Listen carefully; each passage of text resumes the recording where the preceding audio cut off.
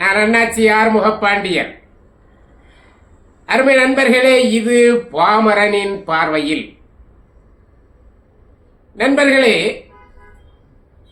2-3 நாட்களாக தமிழகம் மட்டுமல்ல, இந்தியா மட்டுமல்ல, உலக நாடுகளே உற்று கவனிக்கின்ற ஒரு வியந்து பார்க்கின்ற ஒரு செய்தியாக ஏஆர் ரகுமான் அவர்களுடைய விவாகரத்து செய்தி ஒரு அதிர்ச்சியான செய்தியாக பார்க்கப்படுகிறது. இவரா, இப்படியா என்று கேள்விக்குறியோடு அந்த செய்தியை உற்று நோக்குகின்றார்கள். ஏன் இப்படி நடந்தது? ஏஆர் ரகுமான் அவர்களை பற்றி அவர்கள் சினிமா உலகில் இருந்தாலும் இதுவரைக்கு எந்த கிசுகிசுவும் அல்ல, மற்ற பெண்களோடு அல்ல, அல்லது மற்ற எந்த பிரச்சனையிலும் அவர் பெயர் செய்திகளில் வந்ததில்லை. தான் உண்டு, தன் வேலை உண்டு என்று கவனத்திலே இருப்பவராகத்தான் இதுவரைக்கு கருதப்பட்டு வந்தார். ஆனால் நேற்று 2 நாட்களுக்கு முன்பாக அவருடைய மனைவி முதல் முறையாக நான் ஏஆர் ரகுமான் அவர்களை விவாகரத்து செய்கிறேன் என்ற செய்தியை போட்டபோது அதிர்ச்சியோடு உற்று நோக்கியது இந்த உலகம் ரகுமான் அவர்களை. ஒருவருடைய வாழ்க்கையை பற்றி நாம் ஏன் பேச வேண்டும்? அவர்கள் விவாகரத்து செய்தால் என்ன, அல்லது எப்படி இருந்தால் என்ன? அவர்களுடைய உள் வாழ்க்கையை பற்றி நாம் ஏன் பேச வேண்டும்? நாம் பேசப்போவதும் இல்லை. அவர்களுடைய அந்தரங்க வாழ்க்கையை பற்றி நாம் கவனத்தில் எடுத்துக்கொள்ளப் போவதில்லை. ஆனால் மன ரீதியாக இந்த விவாகரத்து ஒரு மனிதனை எந்த அளவிற்கு பாதிக்கும் என்கின்ற செய்தியைத்தான் நான் சொல்ல இருக்கின்றேன். அருமை நண்பர்களே, பெரும்பாலான நடிகைகள் விவாகரத்து செய்திருக்கின்றார்கள். அவர்களை மணமுடிக்கின்ற கணவன்களும் இன்று வரைக்கும் அவர்கள் நிம்மதியாக வாழ்ந்ததாக இல்லை. நடிகையை மணந்தாலே விவாகரத்தான், அது ஒரு தனி ரகம். பெண்கள் என்று சொன்னால் வேறு, நடிகைகள் என்று சொன்னால் வேறு. பெண்களுக்கு அச்சம், மடம், நாணம், பயிர்ப்பு என்கின்ற 4 குணம் உடையவர்கள் பெண்கள். ஆனால் நடிகைகள் அப்படி அல்ல. அப்படி இருக்க முடிந்தால் அவர்கள் நடிகையாக ஆகவே முடியாது. ஒரு ஆணோடு இன்னொரு பெண், ஒரு ஆணோடு ஒரு பெண் திருமணத்திற்கு பிறகுதான் தொற்றுக்கொள்வதற்கே அனுமதிக்கிறது இந்த உலகம். ஆனால் இன்றைக்கு சினிமாவில் பெண் ஆணோடு உரசுவதும் அங்கங்களை எல்லாம் எதையெல்லாமோ காட்டுகின்ற செய்தியாக அந்த நடிகைகள் செய்தி இருக்கின்றது. ஆகவே அவருடைய கலாச்சாரம் வேறு. அதை நாம் தவறு என்று சொல்லவில்லை, நாம் தவறு என்று சிந்திக்கவும் இல்லை, அதை பற்றி விமர்சனமும் நாம் செய்ய போவதில்லை. பெண்கள் வேறு, நடிகைகள் வேறு. ஆகவே நடிகையை மணந்தால் சில நேரங்களில் பெரும்பாலானவை தோல்வியில் முடிந்திருக்கின்றன. 100ல் 1 தான் வெற்றி பெற்றிருக்கிறது இந்த இல் வாழ்க்கை என்பது.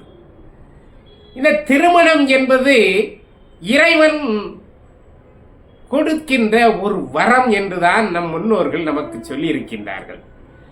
ஏனென்றால் இன்னாருக்கு இன்னார்தான் என்று எழுதி வைத்தான் தேவன் என்று நாம் படித்திருக்கின்றோம். நாம் ஜாதகங்களை கணிக்குகின்ற போது கூட இவருக்கு இவர்தான் என்று எழுதி வைத்தால்தான் அந்த திருமணம் நடக்கும். அழகாக இருக்கின்ற பெண் ஒரு அழகில்லாத ஆணுக்கு அமைவதையெல்லாம் நாம் பார்த்திருக்கின்றோம். ஒரு அழகாக இருக்கின்ற ஒரு ஆணுக்கு ஒரு அழகற்ற பெண் அமைவதையும் நான் பார்த்திருக்கிறோம். இதைத்தான் கொடுப்பினை என்று சொல்வார்கள். ஆகவே அதை மனதிலே கொண்டுதான் இந்த திருமண வாழ்க்கை கல் ஆனாலும் கணவன், புல் ஆனாலும் புருஷன் என்று அந்த பழமொழியை சொல்லி கொஞ்சம் முன்ன பின்ன இருந்தாலும் நீங்கள் கடைசி வரை வாழ வேண்டும் என்கின்ற சாஸ்திரங்களை எல்லாம் வகுத்து தந்திருக்கிறது நமக்கு நம்முடைய கலாச்சாரம். ஆனால் திருமணம் என்பது என்ன என்று சொன்னால் வள்ளுவனோட இல்லறம் என்கின்ற ஒரு பகுதியை வைத்திருக்கின்றார். இந்த உலகத்திலே எத்தனையோ அறங்கள் இருக்கின்றன. அவைகளை எல்லாம் நீங்கள் செய்தால் உங்களுக்கு ஒரு புண்ணியமும் இல்லை. ஆனால் இல்லறத்தை நல்லறமாக நடத்தினால் மட்டும்தான் உங்களுக்கு நிம்மதி கிடைக்கும். ஆகவே தான் ஆணும் பெண்ணும் இணைந்து கடைசி வரைக்கு வாழ வேண்டும், ஒருவனுக்கு ஒருத்தியாக வாழ வேண்டும் என்று நமக்கு நம்முடைய பண்பாடு சொல்லிக் கொடுக்கிறது. திருமணம் என்கின்ற ஒரு அந்த சடங்கு நம்மை கட்டி போட்டு வைக்கிறது. அதை கடைசி வரைக்கு வாழ்ந்தால் மட்டும்தான் அது நிறைவு பெறுகிறது. ஒரு ஆணுக்கு ஒரு பெண் அவளுடைய மனைவி இறந்து போனால் அதன் பிறகு ஒரு ஆணுடைய மனநிலை எப்படி இருக்கும் என்று சொன்னால் அவன் நடைவினமாக மாறிவிடுகிறான். ஒரு திருமணமாகி ஒரு 10 வருடம் 5 வருடம் வாழ்ந்த பிறகு இறந்தால் கூட அவனால் அந்த செய்தியை தாங்கிக் கொள்ள முடியவில்லை. காரணம், மனைவி போய்விட்டாளே என்று நினைத்து அந்த மனம் கலங்குகிறது, பதறுகிறது, சிதைந்து போகின்றான், உடைந்து போகின்றான், நொறுங்கி போகின்றான். ஒரு மனைவி போன பிறகு இவ்வளவு துன்பங்களை ஒரு ஆண் அனுபவிக்கின்றான். பெண் என்பவள் ஒரு சக்தி, அவளால் தாங்கிக் கொள்ள முடிகிறது. காரணம், ஒரு கட்டத்தில் அவள் கணவன் மறைந்து போனால் அவள் தன்னை பக்குவப்படுத்திக் கொள்கிறாள். கணவன் போய்விட்டான், மறைந்து போய்விட்டான், இறந்து போய்விட்டான், இனி நாம் நமது குழந்தைகளை வளர்ப்போம், இந்த சமூகத்தோடு சேர்ந்து வாழ்வோம் என்று நினைத்து கொண்டு அவள் தன்னை தாங்குகின்ற ஒரு அற்புதமான சக்தியாக பெண் அமைந்திருக்கின்றாள். ஆனால் ஆணோ உடைந்து போகின்றான், நிர்கதியானவனாக துடிக்கின்றான். அவனால் இந்த உலகத்தில் வாழ முடியுமா என்று கூட அவன் அஞ்சுகின்றான். மீண்டும் வாழ்கின்றவர்கள் நடைவினமாக வாழ்ந்து கொண்டிருக்கின்றார்கள். இதுதான் உண்மை. இளகிய மனம் படைத்தவன் ஆண், உறுதியான மனம் படைத்தவள் பெண். ஆகவேதான் சக்தியாகவும் சிவனாகவும் இருவரும் சேர்ந்து வாழ வேண்டும் என்று நம்முடைய தத்துவங்கள் நமக்கு உரைக்கின்றன. ஆனால் ரகுமான் அவர்களுடைய இந்த விவாகரத்தில் 29 ஆண்டுகள் வாழ்ந்திருக்கின்றார்கள். 29 ஆண்டுகள் வாழ்ந்த பிறகு இவர்களுக்கு என்ன காரணத்தினால் இவர்கள் விவாகரத்து செய்திருப்பார்கள்? இருவரும் மனமுத்து நாங்கள் விவாகரத்து செய்து கொள்கிறோம் என்கின்ற பொய்யை நம்மிடத்திலே உரைக்கின்றார்கள். மனமொத்து போனால் பிரிவுக்கு அங்கு இடம் ஏது?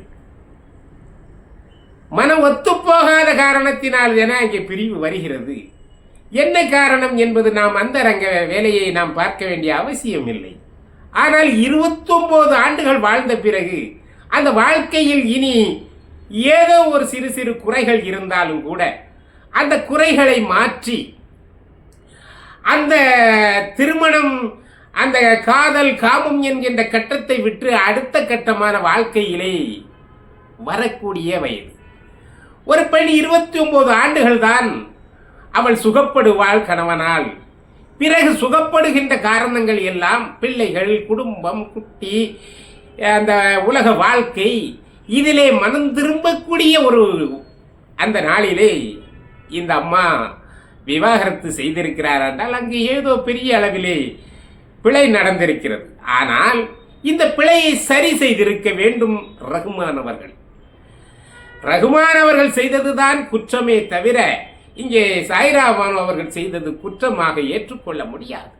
என்ன பிரச்சனையாக இருந்தாலும் ஒருவருக்கொருவர் விட்டு கொடுத்து அந்த திருமணத்தை, அந்த இல் வாழ்க்கையை நீங்கள் தொடர்ந்து இருக்க வேண்டும். அதுதான் உண்மையான வாழ்க்கையாக இருந்திருக்க முடியும். ஒருவேளை இந்த சாய்ரா பானு அவர்கள் ஏதாவது பெரிய அளவிலே தவறு செய்திருந்தாலும் கூட அதை கூட பெரியவர்கள், நம்முடைய தாய் தந்தையர்களை வைத்து சொல்லி அதை திருத்தி மீண்டும் நீங்கள் வாழ்ந்திருக்க வேண்டும். இப்படி வாழாத பட்சத்தில் என்ன ஆகிறது என்றால் நீங்கள் தான் நஷ்டப்படுவீர்கள், நீங்கள் தான் கஷ்டப்பட வேண்டியது இருக்கும். என்ன காரணம்? இதுவரைக்கு வாழ்ந்த வாழ்க்கையில் இருந்த ஒருவள் போய்விட்டால் இனி நமக்கு இருக்கின்ற பொருளாதார வசதியை வைத்து நாம் இன்னொருவரை மனமுடித்துக் கொள்ளலாம் என்று நினைத்தால் மனமுடித்துக் கொள்ளலாம். ஒன்றல்ல, 2, எத்தனை வேண்டுமானாலும் மனமுடித்துக் கொள்ளலாம். ஆனால் மனைவி என்பவள் ஒருத்தி மட்டும்தான். அந்த மனைவி என்கின்றவள் ஒருத்தி மட்டும்தான். அவள்தான், அவளுக்கு தான் உரிமை. அன்பு, அவள் காட்டிய அன்பு வேறு எந்த மனைவி இடத்திலும் கிடைக்காது. எத்தனை மனைவியை அடைந்தாலும் கூட அவள் கொடுத்த அந்த அன்பு, அவள் காட்டிய அந்த பரிவு, அவள் காட்டிய அந்த தாய்பாசம் இரண்டாவது வருகின்ற எந்த பெண்ணுக்கும் வராது. ஒரு கணவனால் இரண்டாவது வருகின்ற மனைவியை வைத்து திருப்திப்பட முடியவே முடியாது. அவன் தனக்குத்தானே சூனியம் வைத்துக் கொள்கிறான் என்றுதான் அர்த்தம். இரண்டாவது ஒருவன் மனைவியை கட்டுகிறான் என்றால் அது நிர்பந்தத்தின் காரணமாக கட்ட முடியும். ஆனால் மன மகிழ்ச்சிக்கு அங்கு இடமே இருக்காது, இடம் தரவே தராது. இரண்டாவது மனைவி கட்டுகின்ற ஒரு சூழ்நிலை வருவதை விட செத்து போவது நல்லது. நடைமுறையாக இருப்பதை விட இல்லாமல் இருப்பது நல்லது தானே. ஆகவே மனம் முடிக்கின்ற பெண்ணை வருபவள் எப்படி இருப்பாள் என்று உங்களுக்கு எப்படி தெரியும்? இன்றைக்கு ஒரு ஆர்வக் கோளாறு காரணமாக வேறு பெண்கள் அழகாகவும் குணத்திலே நல்லவளாகவும் தெரிவாள். ஆனால் அவளுக்கு இருக்க இடமும் படுக்க வாயும் கொடுத்த பிறகு அவள் நம்மை ஆட்டி படைப்பாள். அப்போதுதான் முதல் மனைவியின் அருமை உங்களுக்கு தெரிய வரும். இறைவன் போட்ட விதி என்ன? ஒரு மனைவி ஒருவத்தி தான். அவளை நாம் தவற விடுகிறோம் என்று சொன்னால் அது நம்முடைய குற்றம்தான். ஆகவே ரகுமான் அவர்கள் இதை வெளியே தெரிவதற்கு முன்பு, இது பூகம்பமாக வெடிப்பதற்கு முன்பு நீங்கள் அதை திருத்தி இருக்க வேண்டும், அதை முடித்திருக்க வேண்டும். அன்பால் ஆவது எல்லாமே அன்பால் ஆவது தானே. நீங்கள் அவர்கள் மீது இன்னும் கொஞ்சம் பிரியம் வைத்திருந்தால், நீங்கள் அவர்கள் சொல்லுக்கு கொஞ்சமேனும் கட்டுப்பட்டிருந்தால் இது போன்ற செயல்கள் வருவதற்கு வாய்ப்பில்லையே. சாய்ராபானு அவர்களுக்கும் இழப்புத்தான். 30 ஆண்டு காலம் வாழ்ந்த பிறகு ஒருவர் விவாகரத்து செய்கிறார் என்றால் அங்கே வலி என்ன இருக்கும் என்பதை நாம் அறிந்து கொள்ள முடிகிறது. என்ன பிரச்சனை என்பது நமக்கு தெரியாது. ஆனால் வலி நிறைந்த வாழ்க்கையை வாழ்ந்திருக்கிறார் என்றுதானே அர்த்தம். ஆகவே அந்த வலியில் இருந்து எனக்கு விடுதலை கொடு கடவுளே என்று நினைத்துத்தான் இத்தனை வயதுக்கு பிறகு 3 பிள்ளைகளை பெற்ற பிறகு இந்த உலகத்திலே இருக்கின்ற இன்பம் என்று சொல்லக்கூடிய அந்த காதல் காமம் எல்லாம் கலைந்து விடுகின்ற நேரத்தில், குறைந்து போகின்ற நேரத்தில் இந்த அம்மா விவாகரத்து செய்திருப்பது அந்த வலியில் இருந்து விடுபடுவதற்காகத்தான் இருக்கும். எது எப்படி இருந்தாலும் வாழ்ந்திருக்க வேண்டும். இன்னும் எத்தனை ஆண்டு காலம் வாழ முடியும்? 30 ஆண்டு, கல்யாணம் முடிந்த 30 ஆண்டுகள் என்று சொன்னால் கிட்டத்தட்ட 50 வயது ஆகிவிட்டது. இன்னும் 60, இன்னும் ஒரு 20, 30 வருடம் வேண்டுமானால் வாழ முடியும். இனி இந்த உலகத்தை பற்றி தானே நாம் சிந்திக்க வேண்டும் இருவருமே. ஏனென்றால் இதை ஏன் பேசுகிறோம் என்றால், ரகுமான் அவர்கள் சாதாரண மனிதன் அல்ல. அவர்களை பற்றி பேச வேண்டாம், அவர்கள் விவாகரத்தை பற்றி நாம் விவாதிக்க கூடாது என்றெல்லாம் இருப்பதற்கு அவர் ஒன்று சாதாரணமானவர் அல்ல. ஆஸ்கார் விருது பெற்ற ஒரு நாயகன். இந்த ஆஸ்கார் நாயகனை முன் படிக்கல்லாக கொண்டு, முன்னோடியாக கொண்டு இன்றைக்கு ஏராளமான இளைஞர்கள் வந்து கொண்டிருக்கின்றார்கள். ரகுமானை போல நான் மிகப்பெரிய இசைமேதையாக ஆக வேண்டும் என்று கங்கணம் கட்டி கொண்டு லட்சிய பாதையை வகுத்துக் கொண்டிருக்கின்றார்கள். அவர்கள் பார்த்த ரகுமான் இன்றைக்கு வாழ்க்கையில் பெயிலாகி போனாரே என்று நினைக்கின்ற போது, உங்களை படிப்பினையாக எடுத்துக்கொண்டவர்களின் கதி என்ன? நீங்கள் பொது மனிதன், நீங்கள் இந்த உலகத்தில் அபூர்வமான மனிதன். எல்லோருக்கும் புகழ் கிடைக்குமா? அந்த எல்லோருக்கும் கிடைக்கின்ற புகழையும் எல்லா புகழும் இறைவனுக்கே என்று சொன்ன நீங்கள் இன்றைக்கு தவறிவிட்டீர்களே ரகுமான் அவர்களே. நிச்சயமாக உங்களால் நிம்மதியாக இருக்கவே முடியாது என்பதுதான் என்னுடைய கருத்து. நம்முடைய பாரதிதாசன் அவர்கள் குடும்ப விளக்கிலே ஒரு சிறு கவிதையை ஒன்றை எழுதியிருப்பார். எது இன்பம்? புதுமலர் அல்ல, காய்ந்த பொற்கெட்டே அவள் உடம்பு, சதிராடும் நடையாள் அல்லல், தள்ளாடி விழும் மூதாட்டி, மதியல்ல முகம் அவளுக்கு, வரர் நிலம் குளிகள் கண்கள், எது எனக்கு இன்பம்? கடைசி வரியை பாருங்கள் அருமை நண்பர்களே, ரகுமான் அவர்களை பாருங்கள். எது எனக்கு இன்பம்? அவள் இருக்கின்றாள் என்பதே இன்பம் தரும் செய்தி. அவள் இருக்கின்றாள் என்கின்ற ஒரு செய்திதான் எனக்கு மகிழ்ச்சியை தரும். வல்லாடி உடைந்த பிறகு அந்த கண்கள் குழி விழுந்த பிறகு, கண்கள் பஞ்சடைந்த பிறகு, முடிகள் நரை ஆகிய பிறகு, உடம்பு தோள்களெல்லாம் சுருங்கிய பிறகு ஒருவன் தன் மனைவியை காதலிக்க வேண்டும். அதுதான் அவனுக்கு இன்பம் தரும் செய்தியாக இருக்கும். அவள் வாழ வேண்டும், கடைசி வரைக்கு வாழ வேண்டும். அதுதான் இன்பத்தை தருகின்ற செய்தி. ஒன்றுக்குமே ஆகாது, அந்த உடம்பு ஒன்றுக்கும் ஆகாது. எழுந்திருக்க முடியாது, நடக்க முடியாது, படுக்க முடியாது, பேச முடியாது. ஆனாலும் மனைவி இருக்கின்றாள் என்ற செய்தி ஒரு ஆணுக்கு மிகப்பெரிய சக்தியை தரும். அருமை நண்பர்களே, இந்த பாடலுக்கான கருத்துக்களும் இந்த பாடலில் உள்ள உண்மைகளும் இரண்டாவது மனைவிக்கு சம்பந்தம் இல்லை, ஒருபோது வராது. முதல் மனைவி மட்டும்தான், அவள்தான் இந்த சுகங்களை தர முடியும்.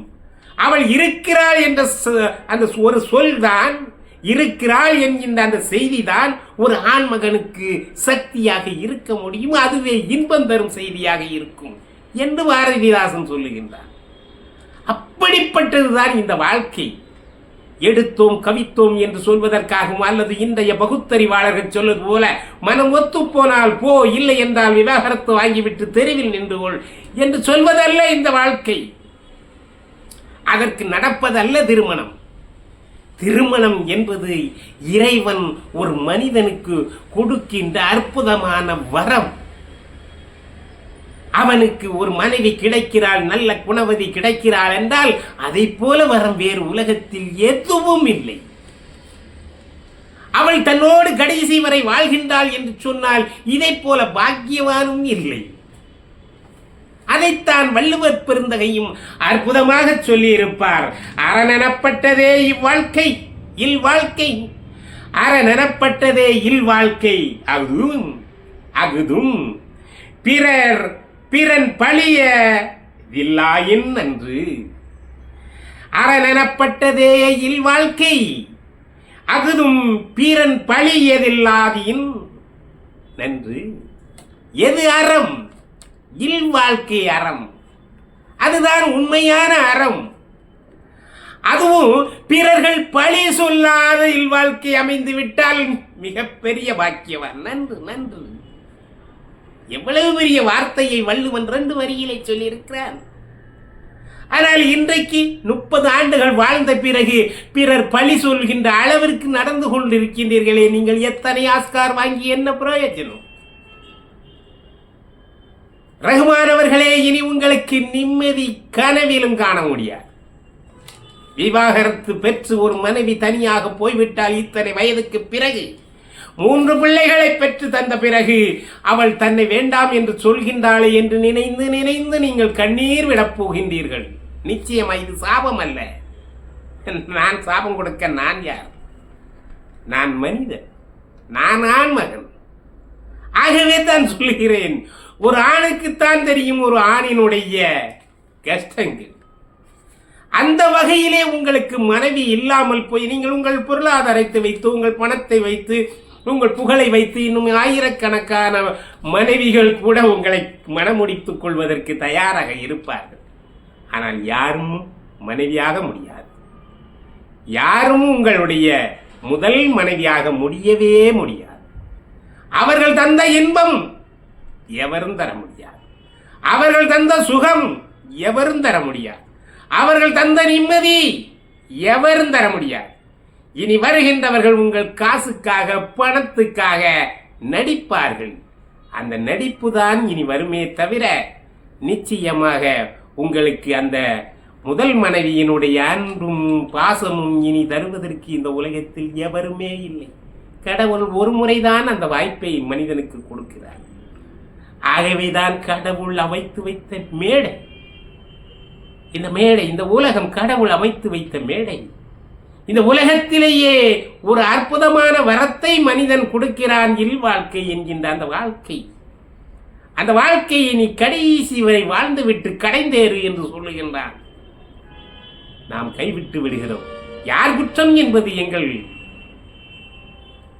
விமர்சனம் அல்ல. ஆனால் நீங்கள் செய்திருப்பது குற்றம். இனி ஒருவருக்கு ஒருவர் பழி சொல்லிக் கொள்ள முடியுமே தவிர இனி ஒட்ட வைக்க முடியுமா என்ன? திருமண வாழ்க்கை என்பது ஒரு முறை முறிந்து விட்டால் முறிந்ததுதான். பல பேர்கள் விவாகரத்து என்று சொல்லிவிட்டு மீண்டும் அவர்கள் இணைந்து வாழ்வதாக நாம் செய்திகளிலே படிக்கிறோம். இதெல்லாம் நடிப்பு. நிச்சயமாக அவர்களுக்கு ஆத்ம திருப்தி ஒருபோதும் வராது. ஒரு முறை முறிவு ஏற்பட்டால் முறிவுதான், துன்பம் தான், இழப்பு தான். ஆகவே விவாகரத்துக்கு முன்பு தான் 1000 முறை யோசித்திருக்க வேண்டும். இந்த இளைஞர் சமுதாயம் திருமணம் நடந்து விட்டது, கணவன் ஒத்து வரவில்லையே என்று எந்த பெண்ணும் நினைத்து விடாதீர்கள். இன்றைக்கு நன்றாக இருக்கின்ற, அதாவது மோசமாக இருந்த கணவன் நாளைக்கு நன்றாக வருவதற்கு வாய்ப்பு இருக்கிறது, திருந்துவதற்கு வாய்ப்பு இருக்கிறது, மனைவி திருந்துவதற்கு வாய்ப்பு இருக்கிறது. தயவு செய்து விவாகரத்து என்ற அந்த வார்த்தைக்கு போய்விடாதீர்கள், அந்த கட்டத்துக்கு போய்விடாதீர்கள். அது அந்த விவாகரத்து என்று எவர் செய்தாலும் மற்றொருவர் இறந்து போவது நல்லது. அது பெண் விவாகரத்து செய்தால் ஆண் இறந்து போவது நல்லது, ஆண் விவாகரத்து செய்தால் பெண் இறந்து போவது நல்லது. அதுதான் அவர்களுக்கு நிம்மதியை தவிர நீங்கள் நடைபிணமாக வாழ்வதை விட செத்து மடிவதுதான் மேல். இன்றைக்கு அப்படித்தான் நடைபிணமாகத்தான் இன்றைக்கு விவாகரத்து செய்தவர்கள் நடந்து கொண்டிருக்கின்றார்கள். வாழ்க்கையில் எவ்வளவு செல்வங்கள் இருந்தும் கடைசியில் திருமணம் என்கின்ற அந்த வாழ்க்கையை வாழ முடியாமல் தவித்துக் கொண்டிருக்கின்றார்கள். அந்த வகையில் ரஹ்மான் அவர்கள் தோல்வியை தழுவிவிட்டாரே என்கின்ற அந்த பரிதாபம்தான் ஏஆர் ரஹ்மான் அவர்கள் மீது ஏற்படுகின்றது. காரணம், தன்னுடைய 50 ஆண்டு கால வாழ்க்கையில் அவருக்கு 60 வயதாக போகிறது. 29 கல்யாணம் முடிந்ததாக சொல்லுகிறார். கிட்டத்தட்ட 59, 58 வயது ஆகிறது. இவ்வளவு வயதில் எந்த பிழையும் செய்யாமல் இருந்த நீங்கள் இந்த மாபெரும் பிழையை செய்து வரலாற்றிலே ஒரு மாபெரும் இடத்தை நீங்கள் பிடித்து விட்டீர்களே ரஹ்மான் அவர்களே. இனி உங்களுக்கு நீங்கள் எத்தனை சம்பாதித்து என்ன, எத்தனை பொருள் குவித்து என்ன, எத்தனை புகழ் பெற்று என்ன, இல்வாழ்க்கை வாழ முடியாமல் போய்விட்டதே. பகுத்தறிவாளர்கள் சொல்லலாம், இதெல்லாம் பெருசா, வேற ஒரு பெண்ணை கட்டிக்கொண்டு நிம்மதியாக வாழ என்று. வாழவே முடியாது. அது சாத்தியக்கூறே அல்ல, அது நடிப்பு. ஆத்ம திருப்தியை 2ஆம் கல்யாணமோ யாருக்குமே தராது. அது பெண்ணுக்கானாலும் ஆணுக்கானாலும் தரவே தராது. ஆகவே நீங்கள் சற்று யோசித்திருக்க வேண்டும். இளைஞர் பெருமக்களே, ஒருபோதும் விவாகரத்துக்கு சம்மதித்து விடாதீர்கள். கல்லானங்களும் கணவன் புல்லானாலும் புருஷன் என்று சொன்னது அதற்காகத்தான். கொஞ்சம் முன்ன பின்ன இருக்கத்தான் செய்யும். ஆணாக இருந்தாலும் பெண்ணாக இருந்தாலும் ஏதோ ஒரு இடத்திலே குறை இருக்கத்தான் செய்யும். அதையெல்லாம் அனுசரித்து வாழ்வதுதான் வாழ்க்கை. அந்த வாழ்க்கையை வாழ்ந்துதான் நீங்கள் ஆக வேண்டும். இந்த உலகத்திலே இருக்கின்றவரை நீங்கள் இளையராக, இணைபிரியாத தம்பதியர்களாக வாழ வேண்டும் என்பதுதான் இந்த பேச்சின் நோக்கம். அந்த இல்வாழ்க்கை தான் உங்களுக்கு அறமாக அமையும், அந்த இல்வாழ்க்கை தான் உங்களுக்கு மகிழ்ச்சியை தரும் என்று சொல்லி, தயவு செய்து யாராக இருந்தாலும் விவாகரத்து என்கின்ற கட்டத்துக்கு போய்விடாதீர்கள். அப்படி போனால் அது உங்களுக்குத்தான் நஷ்டம். நன்றி, வணக்கம்.